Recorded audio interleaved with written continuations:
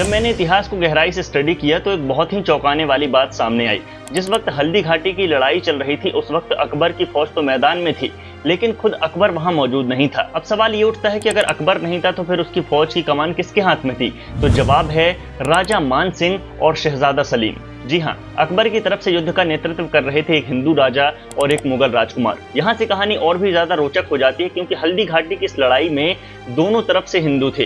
राणा प्रताप के साथ हिंदू योद्धा और अकबर की ओर से भी राजा मान सिंह जैसे हिंदू सेनापति। तो फिर ये लड़ाई किसकी थी? ये कोई धर्म युद्ध नहीं था, न ये हिंदू बनाम मुसलमान की लड़ाई थी। ये लड़ाई थी सत्ता की, राजनीतिक प्रभुत्व की और सबसे बढ़कर स्वाभिमान की। अब एक और गहरी बात सुनिए। इतिहास में हम सब ने 1857 की क्रांति के बारे में पढ़ा है। उस क्रांति की चिंगारी फूंकी थी मंगल पांडे ने, लेकिन उस लड़ाई की अगुवाई किसने की थी?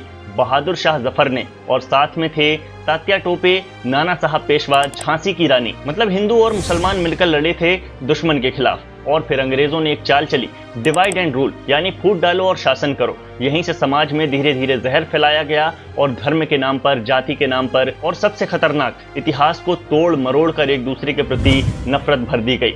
कई झूठे किस्से चलाए गए, जैसे कि राणा प्रताप की बेटी की शादी मुगलों से करवा दी गई, जबकि ऐसी बातों का कोई ऐतिहासिक प्रमाण नहीं है। सिर्फ अफवाहें फैलाई गईं ताकि लोगों के बीच विश्वास टूट जाए, और इन अफवाहों का असर आज भी हमारे समाज में दिखता है। हम एक दूसरे को शक की निगाह से देखने लगे हैं, लेकिन अब जरूरत है सच को जानने की और समझने की।